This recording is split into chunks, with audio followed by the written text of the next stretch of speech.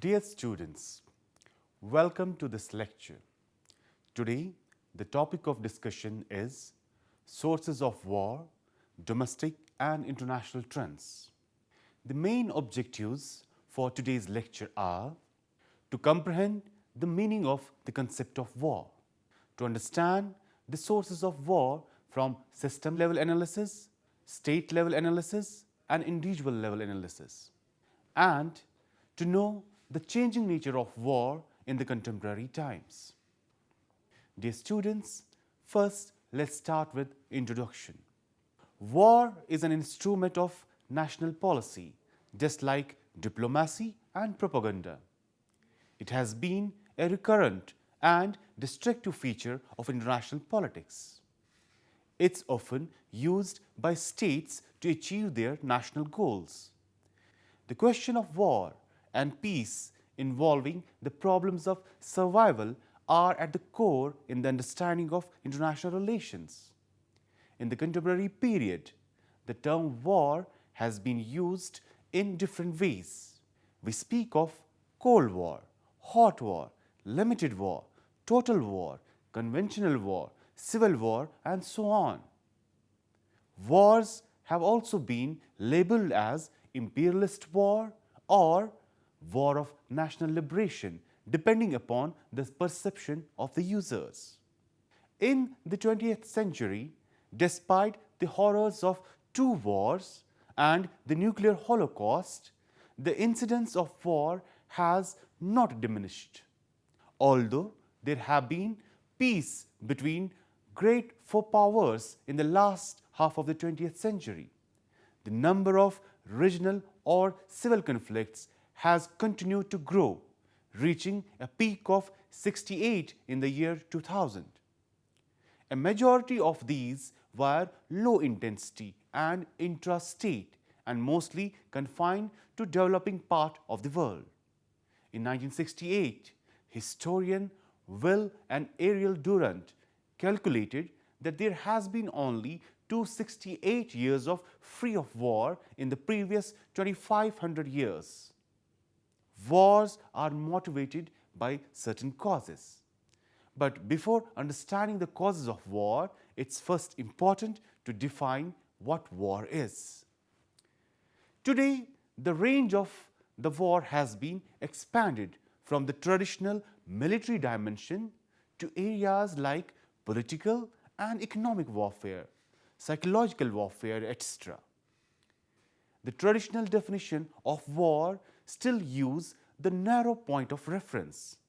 Hoffman Nickerson in the Encyclopedia Britannica state that war is the use of organized force between two human groups pursuing contradictory policies, each group seeking to impose policies upon the other.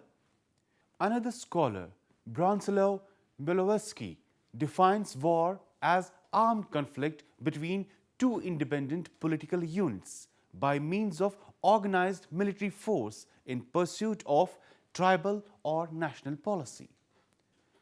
Quincy Wright accepts that war is waged on diplomatic, economic, and propaganda fronts, as well as on the military front, and that the art of war coordinates all these elements to the purpose of victory. Yet, he argues that in the narrower sense, the art is confined to military aspect. This embraces the organization, discipline, and maintenance of morale of armed forces, the invention, development, and procurement of weapons, the provision of transport and movement of forces, strategy of campaigns, and tactics of battles, etc. Thus, the term war holds twofold definition as both the military manifestation of conflict and as one of many policies actors can pursue and could be applied to the use of forces among individuals, groups, and states. Dear students, let's have a look on the various sources of war.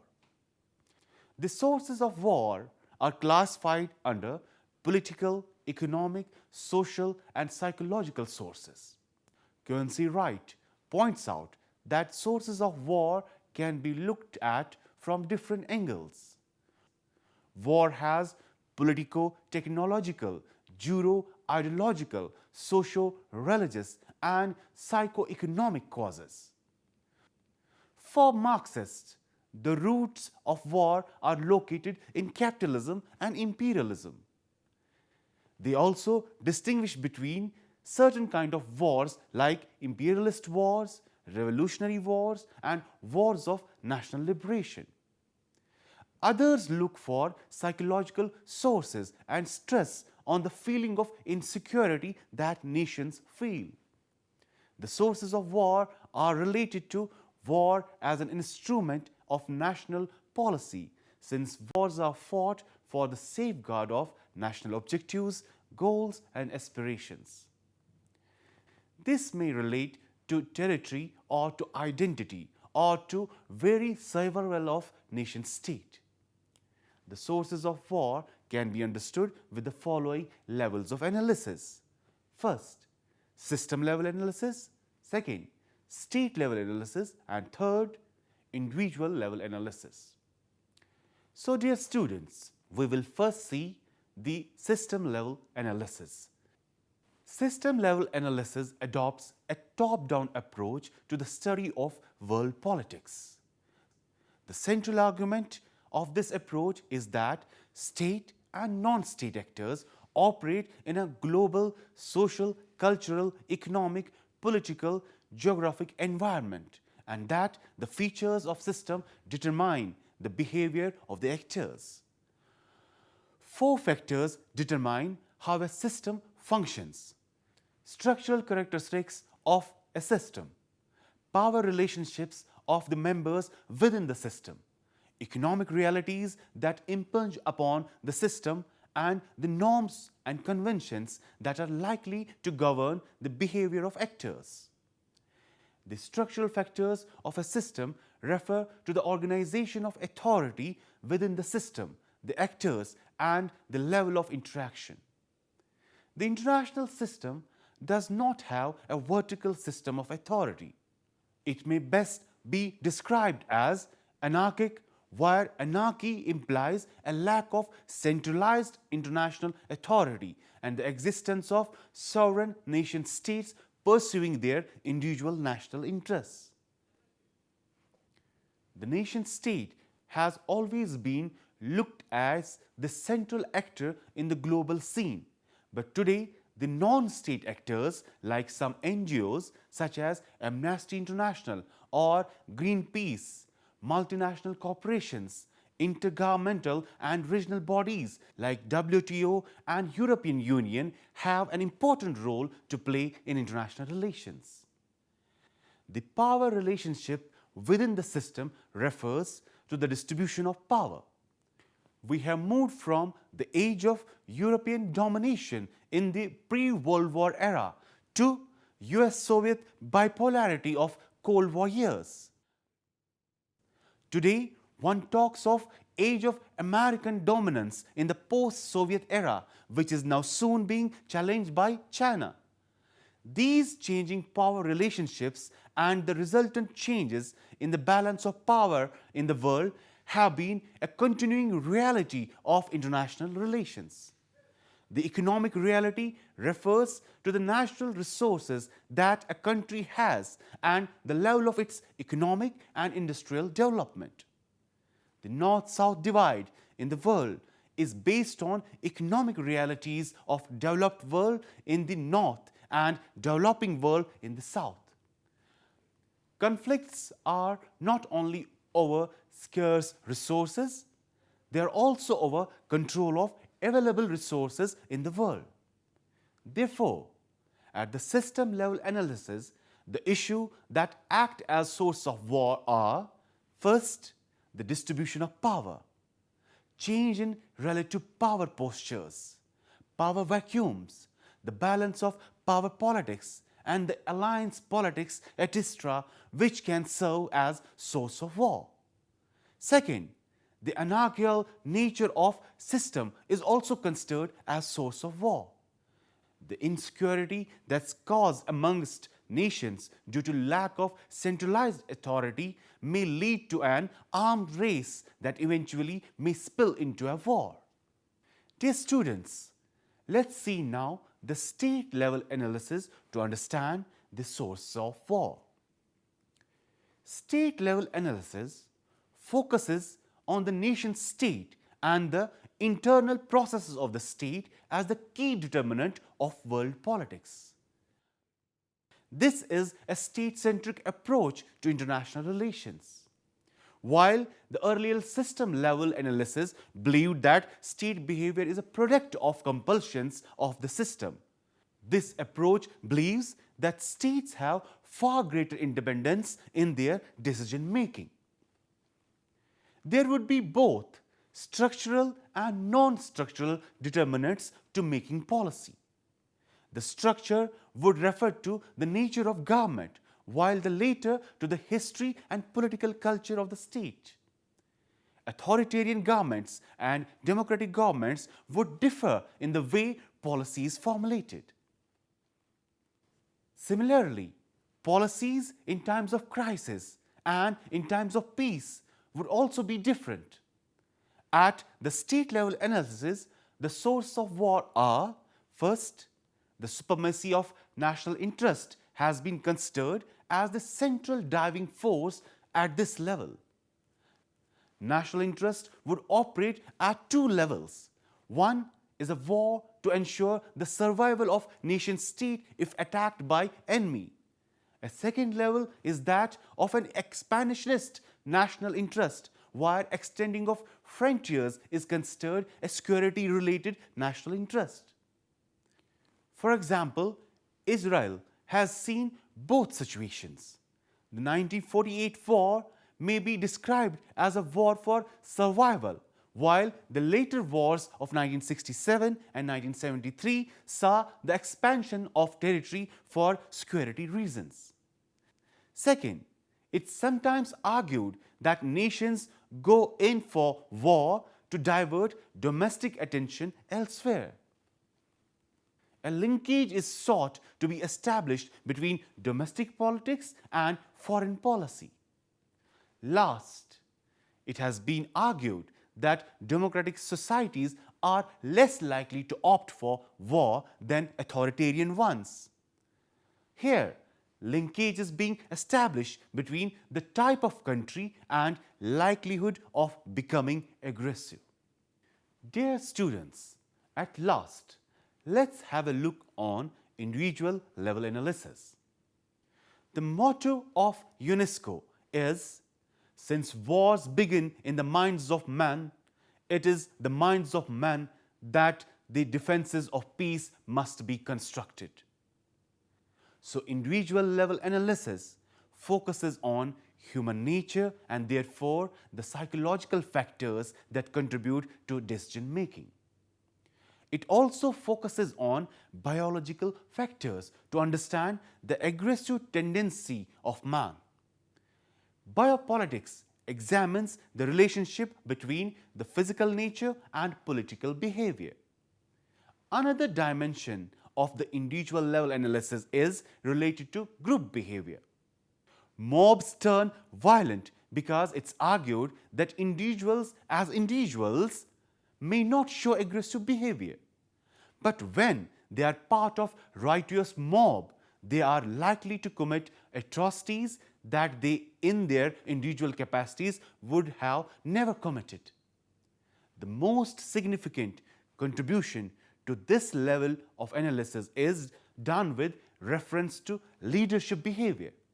A study of John F. Kennedy during the Cuban Missile Crisis or Lal Bahadur Shastri during 1965 Indo-Pak War or Indira Gandhi in the context of Bangladesh can serve as a part of an attempt to understand leadership behavior. Similarly, peace initiatives such as that of Anwar Sadat towards Israel, the opening up of the dialogue with China by President Richard Nixon, or the shuttle diplomacy of Henry Kissinger are examples of leadership behavior. At the individual level analysis, The sources of war are: first, a rational decision taken by a leader. A conscious decision to go for a war for the protection of national interest is cited as one of the important reasons. The argument here is that even if the situation is ripe for war, in the final analysis, the decision is made by an individual leader. As President Kennedy would have argued, the buck stops here. Second, a decision to go for war may be an entirely irrational decision of leadership. Last, some biologists seek the roots of war in human aggressive tendencies, which is reflected in the writing of Darwin. Psychologists look at frustration, misperception, and attitude change to understand stimuli that lead to aggressive behavior. Dear students, there have been changes in the international relations, world economy, and technology, which in turn have resulted into changes in the war as well as its sources. Two factors have contributed to change in the approach to understanding of war: role of nationalism and revolution in technology. The former addresses the theoretical concerns about war, while the later addresses the tools used for war. The right to self-determination based on ethnic nationalism has been source of continuous conflicts across Europe in 19th century. The process of disintegration of Soviet state and the granting of legitimacy to the new states was done on the basis of principle of ethnic nationalism and right to self-determination. This construct was also used both for legitimizing the disintegration of Czechoslovakia and Yugoslavia and the integration of Germany. A variety of secessionist movements across the world use this as a theoretical foundation for describing their struggle as national liberation. The concept of nationalism cuts across the system, state, and individual level analysis of war. It has been a force to reckon with and is likely to dominate the approach to understanding war in the years to come. At another level, a war to overthrow an unjust social and economic order is also justified. In this case, aggression is not limited to a direct military attack, but with internal matters also. This right is legitimate only if it seeks to remedy injustice. Injustice is defined mostly in terms of violations of human rights. There is a strong internal connection between right to resist tyranny and self-determination. The right to self-determination is provided for in the framework of human rights. Dear students, while concluding this lecture, we can say states engage in war to satisfy their human needs for safety and security. This allows states to establish stable societies where they can live in status quo with their ideology, religion, and culture of choice. The human aspect of society directly reflects in the state and the decisions that state makes. The international body of states operating with the same human aspects exists in the anarchic community that exists in constant competition for security through balancing power to ensure their continued existence. Alexander Lytton once said, and I quote, "For world peace, we must start on the community level," unquote.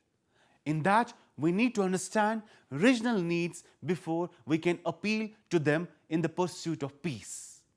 On the analysis of the inherent flaws in human nature, the only way to effectively target the original source of war is to recognize, target, and understand human nature and needs that drive humans to create war. The challenge in addressing this human nature circles us right back to the inherent needs for safety. Until individuals can reasonably assured of their safety and security without the use of violence, we will continue to escalate conflict to war. Thus, a richer understanding of the sources of war would help in sorting more frequent and important causes of war from those which are less, and ultimately would help in developing policies aimed at avoiding the costs of war. Dear students, this was all about today's lecture regarding sources of war, international and domestic trends. I hope you enjoyed the lecture. Thank you.